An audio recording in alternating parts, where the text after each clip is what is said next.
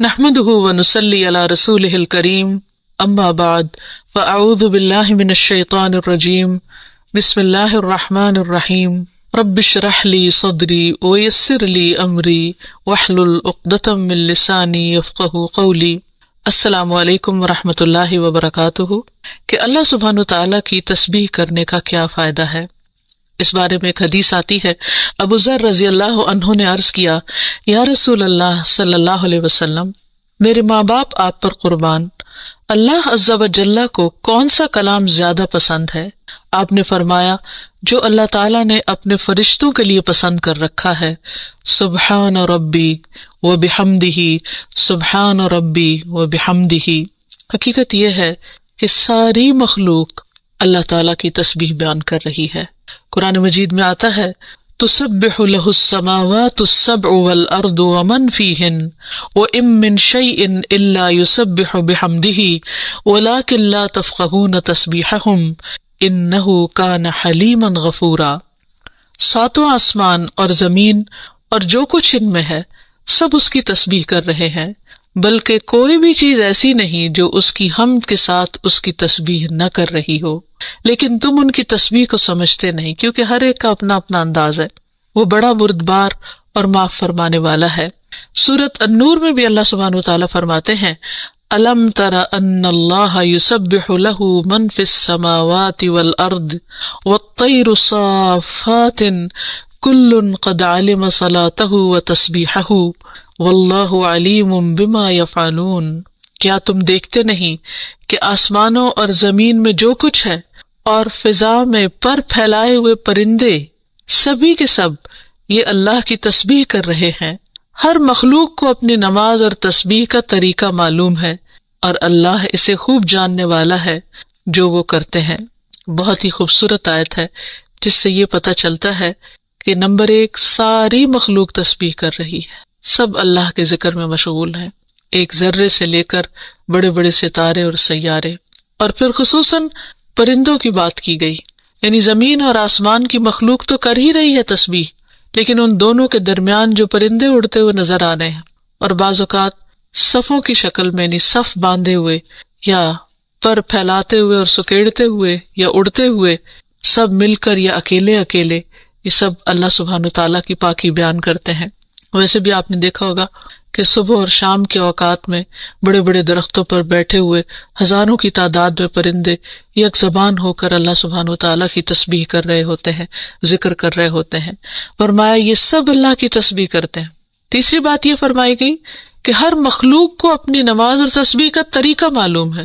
کس قدر دلچسپ اور خوبصورت بات ہے کہ پرندہ ہو یا چیونٹی ہو یا کوئی بڑے سے بڑا جانور ہو یا ستارہ اور سیارہ ہو، ہر ایک کو تسبیح بھی معلوم ہے، یعنی اللہ کا ذکر کیسے کرنا ہے، اور یہ بھی معلوم ہے کہ اس کا کام کیا ہے، وہ کیوں پیدا کیا گیا ہے، یعنی اس کو اپنے مقصد زندگی کا بھی معلوم ہے، اور پھر اللہ تعالیٰ کی عبادت اور اطاعت کے طریقے کیا ہیں، اس کے لیے کون سی راہیں مقرر کر دی گئی ہیں، یہ بھی اس کو خوب معلوم ہے۔ تو اس میں حیرت کی بات یہ ہے کہ اگر ساری مخلوق یہ جانتی ہے تو پھر انسان کا انجان بننا اس کے لیے کس قدر خطرناک ہے۔ اللہ تعالیٰ نے سب کچھ انسان کے لیے پیدا کیا اور وہ ساری چیزیں انسان کی خدمت میں خوب لگی ہوئی ہیں، لیکن انسان کو جس کے لیے پیدا کیا گیا، انسان اس مقصد کو بھول گیا اور اپنے رب سے غافل ہو گیا۔ تو اس لیے اگر ہم تسبیح نہیں کریں گے تو ہم ساری کائنات سے الگ ہو جائیں گے۔ وہ سب تو اللہ کے وفادار، فرما بردار، تسبیح گزار، اور ہم اللہ سے غافل، یہ دل کیسے گوارا کر سکتا ہے؟ اس لیے زیادہ سے زیادہ اللہ سبحانہ و تعالیٰ کی تسبیح کرنی چاہیے۔ ایک حدیث سے یہ بھی پتہ چلتا ہے کہ چیونٹیاں بھی اللہ کی تسبیح کرتی ہیں۔ جب ایک موقع پر کسی نے چیونٹیوں کو جلا دیا تو اللہ سبحانہ و تعالیٰ نے ان سے یہی کہا کہ تم نے گروہوں میں سے ایک ایسے گروہ کو جلا دیا جو اللہ کی تسبیح بیان کرتا ہے، اور ویسے بھی آگ کا عذاب اللہ کے سوا کسی اور کو دینے کا حق نہیں۔ پھر اسی طرح جو کھانا ہم کھاتے وہ بھی اللہ کی تسبیح کرتا ہے۔ عبداللہ بن مسعود رضی اللہ عنہما بیان کرتے ہیں کہ ہم آپ صلی اللہ علیہ وسلم کے زمانے میں کھاتے وقت کھانے کی تسبیح سنتے تھے، یعنی نبی صلی اللہ علیہ وسلم سنوا سکتے تھے کہ کس طرح کھانا تسبیح کر رہا ہے۔ پھر اسی طرح فرشتے بھی اللہ تعالیٰ کی تسبیح کرتے ہیں، جس کا وہ اقرار خود کر رہے تھے کہ وَنَحْنُ نُسَبِّحُ بِحَمْدِكَ وَنُقَدِّسُ لَكَ، کہ ہم تیری حمد کے ساتھ تیری تسبیح کرتے ہیں اور تیری پاکی بیان کرتے ہیں۔ قرآن مجید میں سورۃ الشورى میں بھی آتا ہے وَالْمَلَائِكَةُ يُسَبِّحُونَ بِحَمْدِ رَبِّهِمْ، اور فرشتے اپنے رب کی حمد کے ساتھ اس کی تسبیح کرتے ہیں، یعنی تعریف بھی کرتے ہیں، تسبیح بھی کرتے ہیں۔ تسبیح کا مطلب ہوتا ہے اللہ تعالیٰ کو ہر عیب اور نقص سے پاک قرار دینا، اور حمد ہوتا ہے اللہ تعالیٰ کی تعریف بیان کرنا، یعنی اس کی خوبیوں پر اور اس کے کمالات پر اس کی تعریف کرنا۔ پھر اسی طرح وہ فرشتے جو عرش کو اٹھائے ہوئے ہیں وہ بھی اللہ تعالیٰ کی تسبیح کرتے رہتے ہیں۔ الذین یحملون العرش ومن حولہ یسبحون بحمد ربہم، جو فرشتے عرش اٹھائے ہوئے ہیں اور جو اس کے ارد گرد ہیں سب اپنے پروردگار کی حمد کے ساتھ اس کی تسبیح کرتے ہیں۔ ایک اور جگہ پر آتا ہے وَتَرَى الْمَلَائِكَةَ حَافِّينَ مِنْ حَوْلِ الْعَرْشِ يُسَبِّحُونَ بِحَمْدِ رَبِّهِمْ، نیز اس دن آپ دیکھیں گے یعنی قیامت کے دن کہ فرشتے عرش کے گرد حلقہ باندھے اپنے پروردگار کی تعریف کے ساتھ تسبیح کر رہے ہیں۔ پھر اسی طرح بعض مواقع پر جب وحی نازل ہوئی تو نزول وحی کے وقت حاملین عرش سے لے کر تمام انسانوں کے فرشتوں نے تسبیح کی، یعنی انسان کی ہدایت کے لیے اتنی بہترین کتاب اتاری جا رہی تھی۔ اور تسبیح فرشتوں کی خوراک بھی ہے، یعنی جیسے ہم انسان کھانا پینا کرتے ہیں اسی طرح فرشتوں کو کسی مادی چیز کے کھانے کی ضرورت نہیں ہوتی، وہ ان کی تسبیح جو ہے وہی خوراک ہے۔ اس بارے میں حضرت عائشہ کہتی ہیں کہ میں نے نبی صلی اللہ علیہ وسلم سے پوچھا کہ دجال کے زمانے میں ایمان والوں کا کھانا کیا ہوگا، یعنی اتنا فتنے کا دور ہوگا اور ہر شخص چھپ جائے گا اور چاہے گا کہ وہ اس فتنے سے بچ جائے، تو پھر وہ کیا کھائے گا؟ آپ نے فرمایا جو فرشتوں کا ہے، یعنی تسبیح، تکبیر، تحمید، تحلیل، یعنی اللہ تعالیٰ کی حمد و ثنا کرنا، اللہ کا ذکر کرنا۔ اور تسبیح کیوں نہ کی جائے؟ کیونکہ اللہ سبحانہ تعالیٰ نے قرآن مجید میں اپنے حبیب محمد صلی اللہ علیہ وسلم کو بارہا تسبیح بیان کرنے کا حکم دیا ہے۔ فرمایا فَسَبِّحْ بِاسْمِ رَبِّكَ الْعَظِيمِ، سو اپنے بہت عظمت والے رب کے نام کی تسبیح کیا کریں۔ پھر ہے سبح اسم ربک الاعلی، اپنے رب کے نام کی تسبیح کریں جو سب سے بلند ہے۔ پھر ہے فسبح بحمد ربک وکن من الساجدین، پس اپنے رب کی حمد کے ساتھ تسبیح کریں اور سجدہ کرنے والوں میں سے ہو جائیں۔ پھر نبی صلی اللہ علیہ وسلم کو ایک اور جگہ پر صبح و شام اللہ تعالیٰ کی تسبیح کرنے کا حکم دیا گیا۔ سورۃ طٰہٰ میں اللہ تعالیٰ فرماتے ہیں سو اس پر صبر کرو جو وہ کہتے ہیں، اور سورج طلوع ہونے سے پہلے اور اس کے غروب ہونے سے پہلے اپنے رب کی حمد کے ساتھ تسبیح کرو، اور رات کے کچھ اوقات میں بھی پس تسبیح کرو، اور دن کے کناروں میں بھی، تاکہ تم خوش ہو جاؤ۔ یعنی خوشی کا راز، اطمینان اور سکون کا راز اللہ تعالیٰ کی تسبیح کرنے میں ہے، جو ذکر کا ایک بہترین طریقہ ہے، اور یہ ایمان والوں کی علامت بھی ہے، کیونکہ قرآن مجید میں آتا ہے انما یؤمن بآیاتنا الذین اذا ذکروا بها خروا سجدا وسبحوا بحمد ربهم وهم لا یستکبرون، کہ ہماری آیات پر تو وہی لوگ ایمان رکھتے ہیں کہ جب انہیں ان کے ساتھ نصیحت کی جاتی ہے تو وہ سجدہ کرتے ہوئے گر پڑتے ہیں، یعنی جھک جاتے ہیں، اور اپنے رب کے حمد کے ساتھ اس کی تسبیح کرتے ہیں اور وہ تکبر نہیں کرتے۔ یعنی یہ ہوتی ہے مومن کی شان کہ وہ اللہ کی تعریف میں کھویا ہوتا ہے، اللہ کی پاکیزگی بیان کرتا ہے، وہ اپنے رب کی قدر کو پہچانتا ہے اور اپنے کوتاہیوں کو اور اپنی غلطیوں کو، اسی لیے وہ اللہ تعالیٰ کی پاکی بیان کرتا ہے اور اپنے قصور کا اعتراف کرتا ہے، اور اس کی زبان اللہ کے ذکر سے تر رہتی ہے۔ پھر اسی طرح یہ ہے کہ تسبیح تمام مخلوق کے رزق کی کنجی بھی ہے۔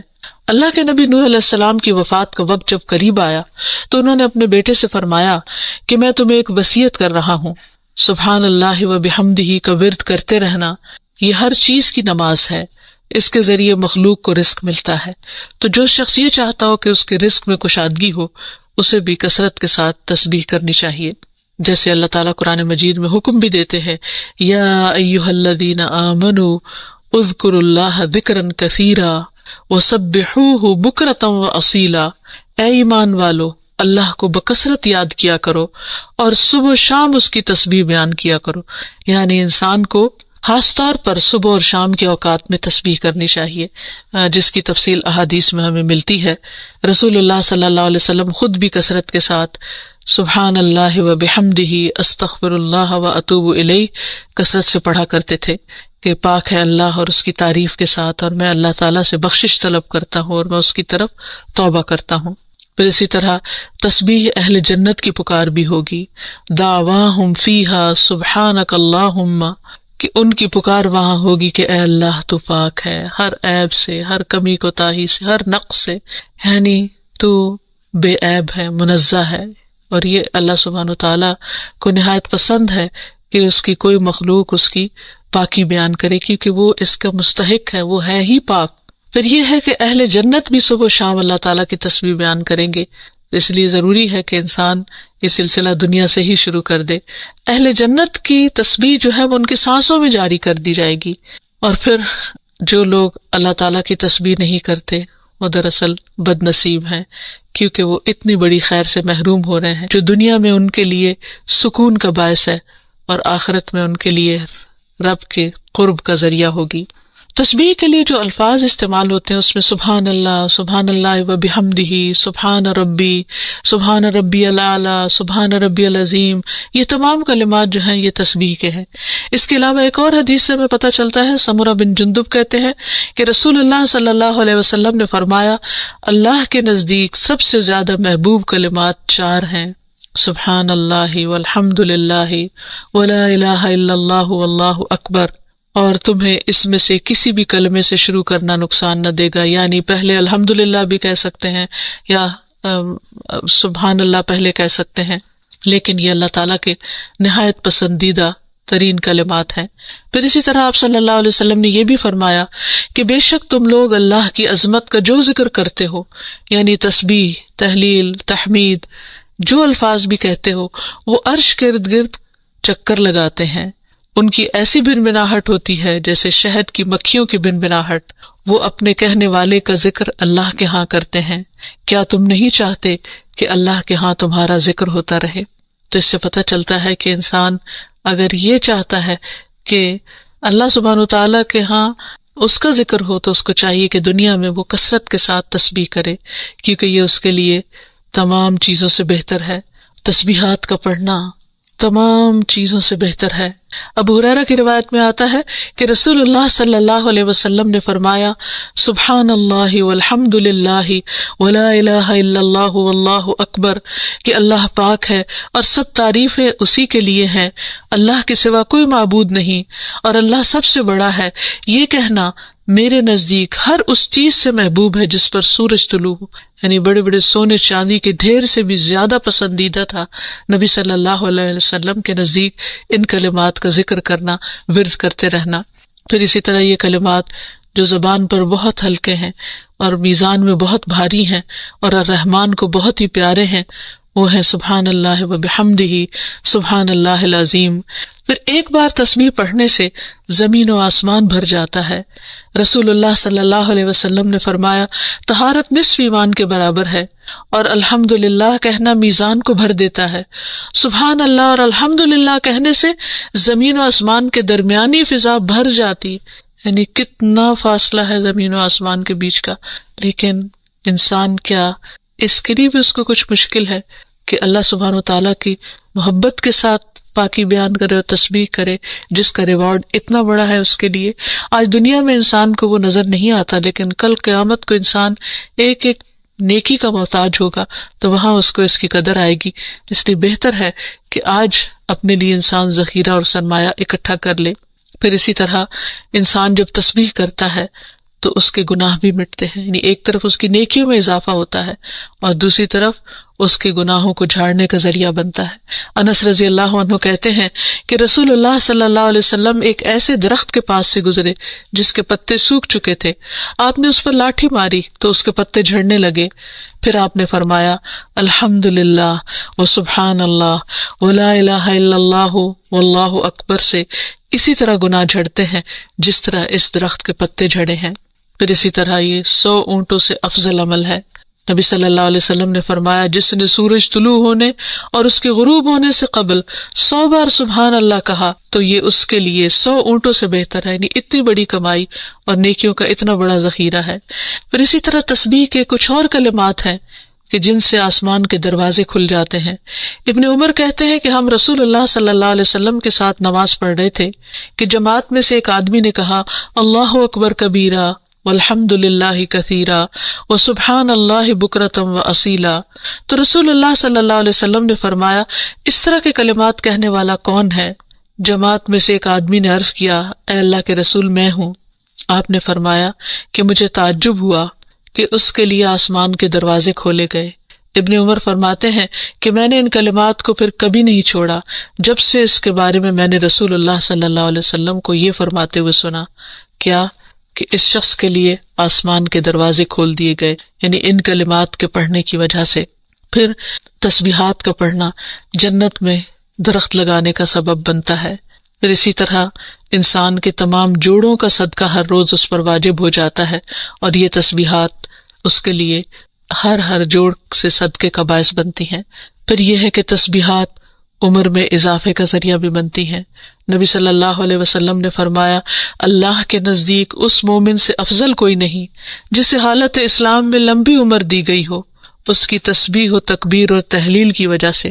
پھر اسی طرح انسان کے لیے یہ تسبیحات محرومی سے بچاؤ کا ذریعہ بھی ہیں۔ رسول اللہ صلی اللہ علیہ وسلم نے فرمایا کچھ دعائیں ایسی ہیں جن کو 100 مرتبہ پڑھنے والا کبھی محروم نہیں ہوتا۔ سبحان اللہ والحمد للہ ولا الہ الا اللہ واللہ اکبر، یعنی جب انسان کو کوئی حاجت ہو، کوئی ضرورت ہو، کوئی مشکل ہو، کوئی پریشانی ہو، تو اللہ سبحانہ وتعالیٰ کا ان الفاظ کے ساتھ ذکر کرنا شروع کر دے، تسبیح کرنا شروع کر دے، کیونکہ یہ باقی رہنے والی نیکیاں ہیں اور دنیا میں بھی انسان کو فائدہ دیتی ہیں اور آخرت میں بھی انسان کے لیے آگ سے بچاؤ کا ذریعہ ہے۔ حدیث میں آتا ہے رسول اللہ صلی اللہ علیہ وسلم نے فرمایا اپنا بچاؤ حاصل کر لو۔ صحابہ نے عرض کیا اللہ کے رسول کیا دشمن آ گیا؟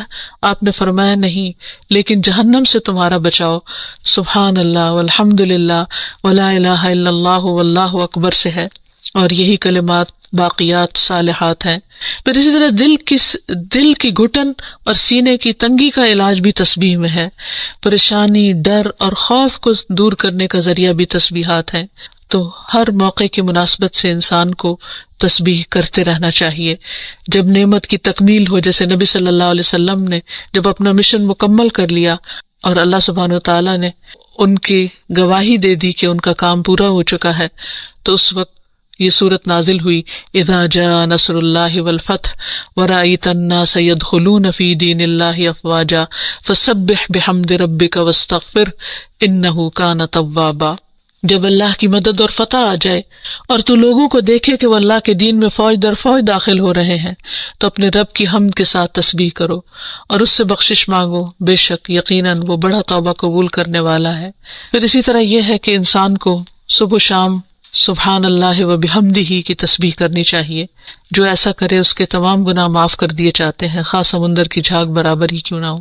پھر خصوصاً فجر کے بعد انسان 3 بار یہ کلمات پڑھے، سبحان اللہ و بحمدہ عدد خلقہ و رضا نفسہ و زنۃ عرشہ و مداد کلماتہ۔